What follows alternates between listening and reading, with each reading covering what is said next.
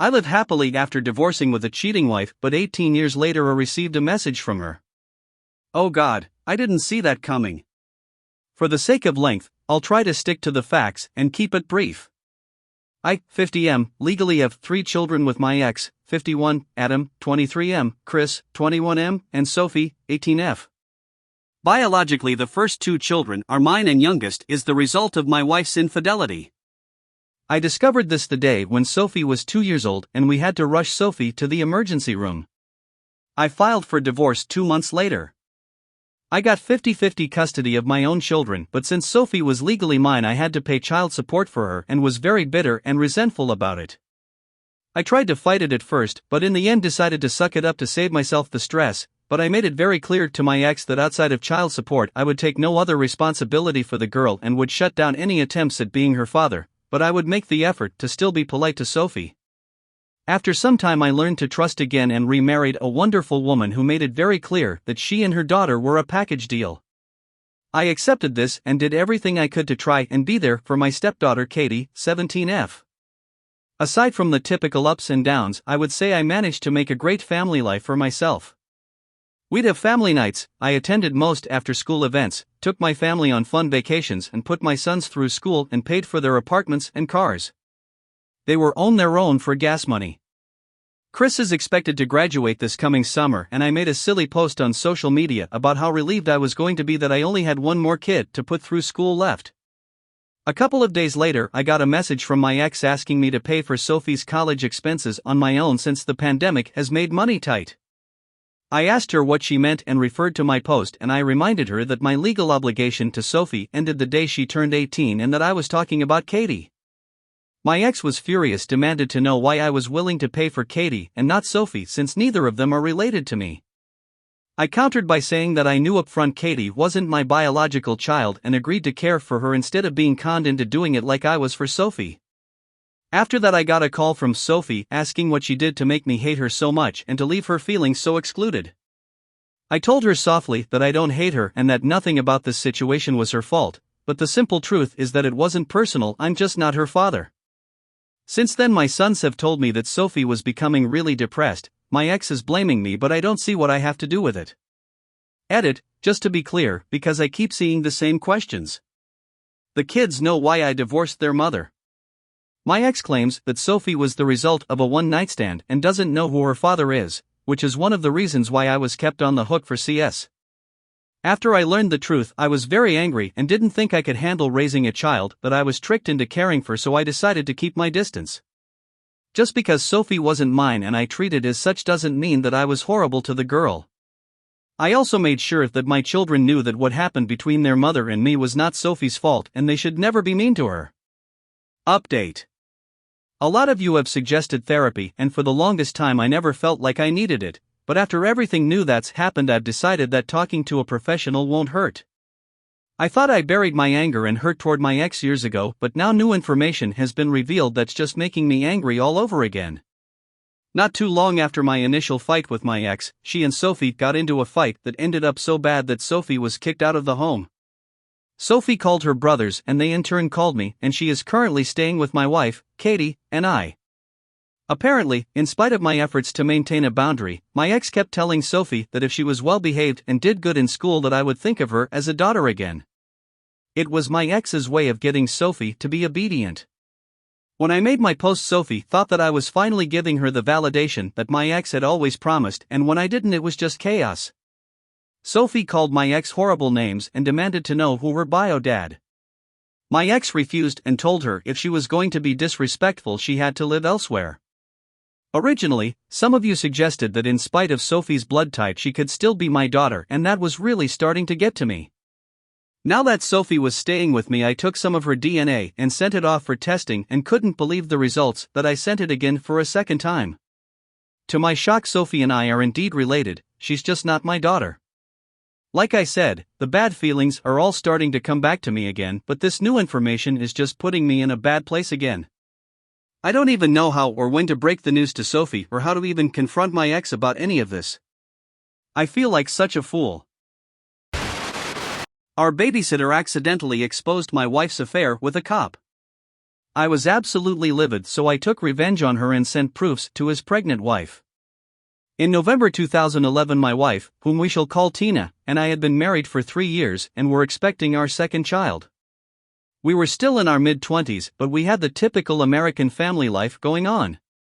We had just purchased our second home that was bigger in order to fit the new growing family that we had going on. Our son was born a month later and things were going great. We both had well-paying jobs, the 2 kids, girl and boy, and the cats at home. We were the couple that people talked about being together forever. Because of our jobs though, the kids went to a babysitter until they were old enough to start going to school. Fast forward about a year and a half, my daughter is ready to start preschool, so we need to get a babysitter closer to home that can take her there and drop her off. Enter the new babysitter, whom we shall call Brittany. The new babysitter is a stay-at-home mom who does school at night to become a vet tech. She's younger than my wife and I by a few years, and she has 2 young children of her own. Her husband works a lot as an HVAC tech, which will play into the story later. Brittany and Tina really hit it off well as friends too, which I think is great because my wife doesn't have many friends in the area since we moved. They start going on runs in the evening together while I stayed home with the kids after 12 plus hours at work in a hot and dirty factory. Brittany's husband stayed at home as well with their kids. Eventually, this led to Tina and Brittany joining a 24-hour gym in the colder months so that they could still exercise when it snowed. For some strange reason, Brittany did not take a liking to me. She always seemed to give me the cold shoulder, even though her husband was cool and we got along well. Fast forward a few months to October 2013. I'm training for a new position at work which requires long hours, but the money is fantastic. Brittany is done with school and wants to go out and celebrate with a ladies' night. I don't really give it a second guess, other than the fact that she clearly doesn't care for me, but my wife is happy, so I encourage her to go. She spends hours in the bathroom getting ready. She tells me they won't be out too late and she isn't even going to drink. I kiss her goodbye and spend the evening with the kids at home. I notice a post on Tina's Instagram of her changing clothes again at somebody else's apartment, but it gets deleted quickly. I don't think much about it and go to bed. I wake up at around 1 a.m. and my wife still isn't home, so I send her a text to pick up some milk on the way home because we needed more for the kids. She immediately sends me a crappy text telling me to get some in the morning when I wake up. I ask what time she's going to be home and she said they had drank too much, so they were riding home in a taxi. They had driven about 35 minutes away to another city, so it should take 45 minutes at the most to get home. I scroll through Facebook and my body turns cold when I see a picture that my wife had been tagged in. She was sitting at a table at a bar I didn't recognize, but her wedding ring was missing. Alarm bells are going off in my head now. Why would she take the ring off? I would never ever consider doing that, and I worked in an industrial environment at the time. I text her around 2 a.m. to ask her about the ring missing and she denied it. Then I looked again and the picture was gone. I asked when she would be home and she said soon. Fast forward to 4 a.m. and I'm absolutely livid. She's not answering calls or texts, things are going straight to voicemail. Then somebody drops her off at the curb in front of our house. She comes in and we immediately start arguing. She said she was taking care of Brittany because she had drank too much, but wouldn't tell me who dropped her off. I tell her to sleep on the couch and we'll discuss it when she gets up. The next day Tina is distant from me. She's hungover and sleeping a lot, but she asked me to drive her to the place she left her car 35 minutes away. I told her to have Brittany do it because I was still livid. This was a Sunday afternoon and I'm a football fan, so I watch games with the kids. Brittany and Tina drive down to pick up her car. She's gone for about 4 hours and comes back to me laying in the bed with the kids in theirs as well. Tina comes into the bedroom and asks to use my cell charger since hers was broken and her phone was dead. I agreed, but I told her to leave it on my nightstand so I could charge my phone before work. She left her phone next to me on the nightstand and I closed my eyes. I was awoken to a vibration and light from her phone turning on after the battery had charged for a bit. I had never gone through my wife's things before, although she had gone through my things multiple times in the past to try and snoop on me. I had nothing to hide and she never found anything, save for a raunchy text or two from male friends that they had sent as jokes that she didn't approve of. I'm a guy, so shoot me. I look through her phone and don't really see much except the text log with Brittany is strange. The conversation didn't make much sense because a lot of it had been deleted, but not the entire log. Brittany had asked my wife if she remembered to put her rings back on. Then she asked if I was still mad and what did you guys talk about after I dropped you off at your car. My wife responded with he's still mad, and we talked about how good last night was lol. I immediately felt numb. I understood the text as my wife had spoken to somebody when picking up her car about how good things were last night. My immediate reaction was her having sex with a man and that man had met her again the following afternoon. I snatched the phone off the nightstand and barged into the living room where my wife was sitting and watching TV. I asked who the duck she had met down at the bar and what his ducking name was. I threw her phone against the wall in my rage. I told her to pack her crap and get out. She was backpedaling so fast, saying I was crazy, and there wasn't somebody else. They were just discussing how much fun they had drinking together as friends. Eventually I calmed down and go to bed while Tina slept on the couch again. I didn't have much in the way of proof, but my gut told me something happened that night Brittany and Tina went out. Over the course of a couple of years I get little bits of the story of what happened that night from my wife. She said they had gone out drinking and I said something that made her mad over text, so she removed her rings. I hadn't said anything at that point. Strike number 1. I noticed there was a man on Facebook that liked and commented on most of her posts, and she had never mentioned this man to me before. Tina explained that he was just a friend she had met at a town hall meeting at work. He was a police officer that worked security detail and my wife worked in city improvements. The male friend disappears from Facebook shortly after and I try to bury everything down and forget. A couple of years later we went as a family to visit my brother out of state. On the way home we had a minor argument in the car that my wife blew out of proportion and she ended up sleeping on the couch once again. I had to be at work the next morning, but I had to get up in the middle of the night to pee. When I walked past the living room to the bathroom I saw my wife going through her phone, but she hurriedly put it away when she heard me walking through. I was too tired to deal with another argument at that point, so I just did my business and went back to bed.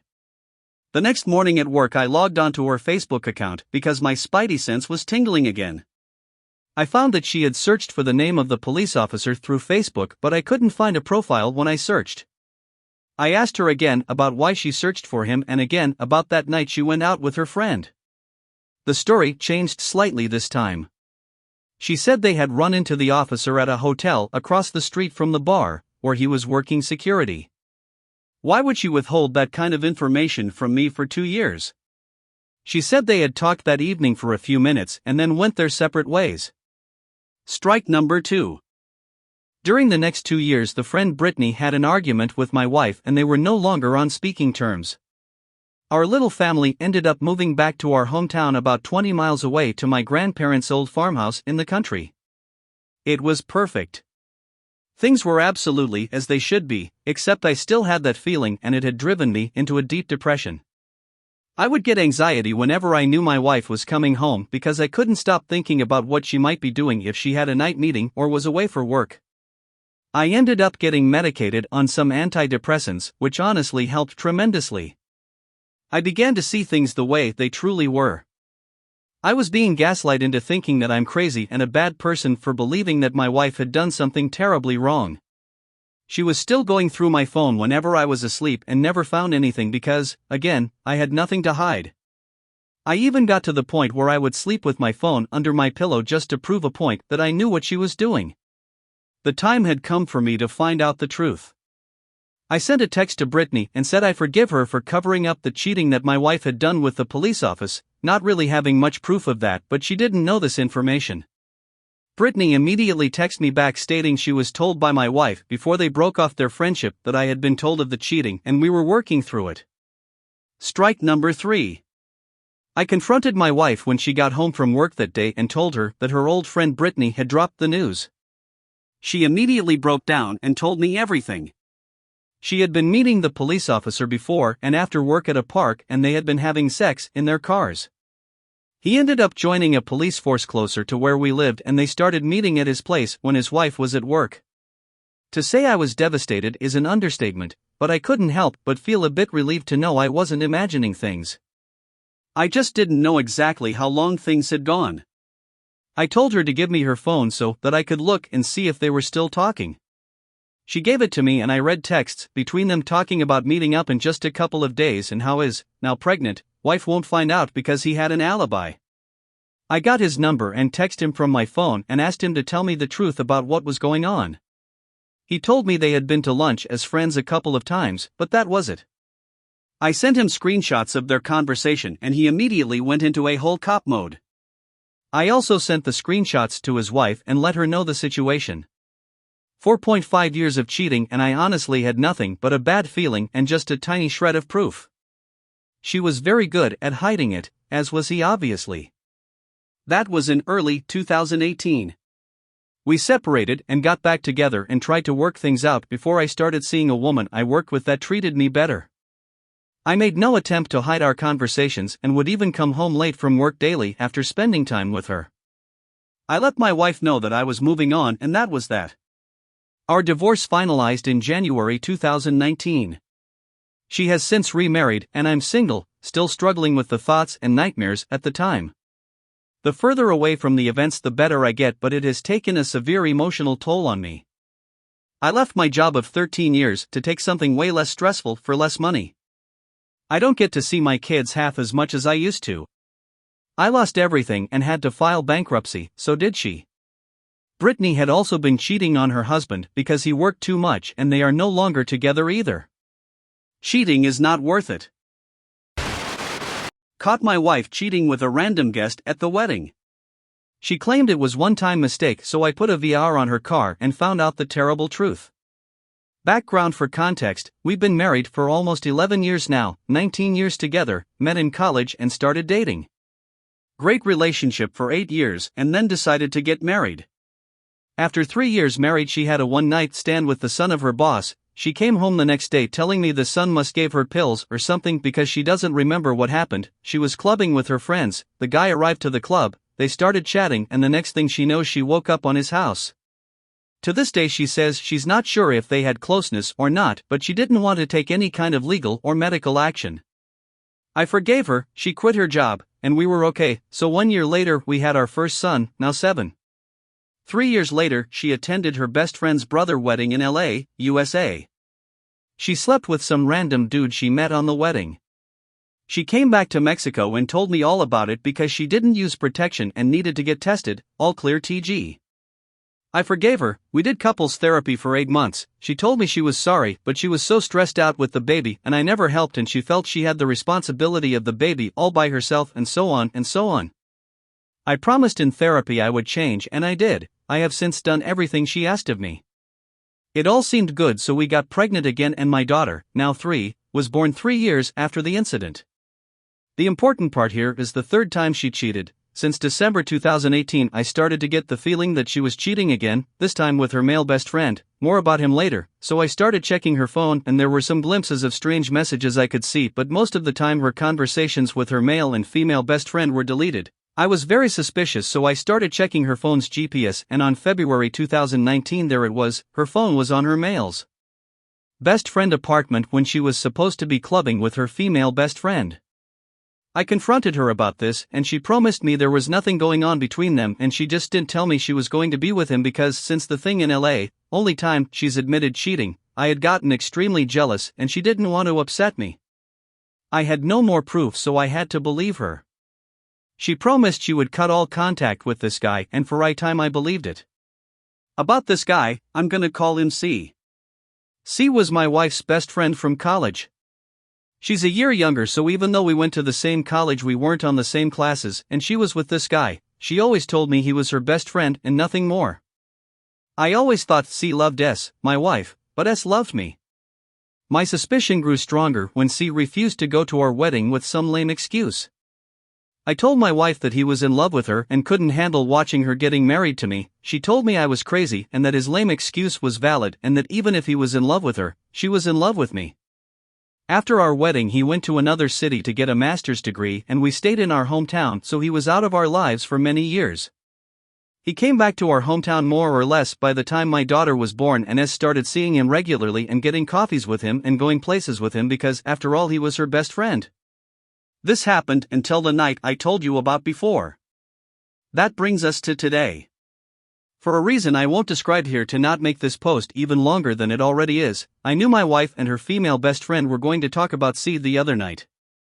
So against my better judgment, because I knew I could hear something more than what I expected, I placed a voice recorder on my wife's car. I thought I only needed confirmation that they had slept together, that knowing that would give me closure, and I also was hoping for some confirmation that she wasn't seeing him anymore. Instead of that, I got to hear this. I felt I made the all-time sacrifice of my life when me, asked me to stop seeing him, see, because I miss him so much. I'm genuinely in love with him, I love him with all my heart and soul. If you ask me who I want to be with right now is with him, but he does not want to be with me, he wants to be with his GF. So in my genuine love for him I let him be with her because I know how much it hurts to not be with the person you love. And this. I love C so much, he fascinates me. I have him in my head, my mind, my heart, my soul. There's friendship, history, and everything with him, but I have it clear that he's not the one I'm supposed to be with.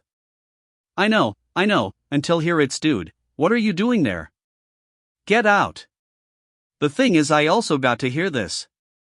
I made the decision to be responsible for the person I chose to be with, and I decided to live my life without C in my head, and that's the life I'm living.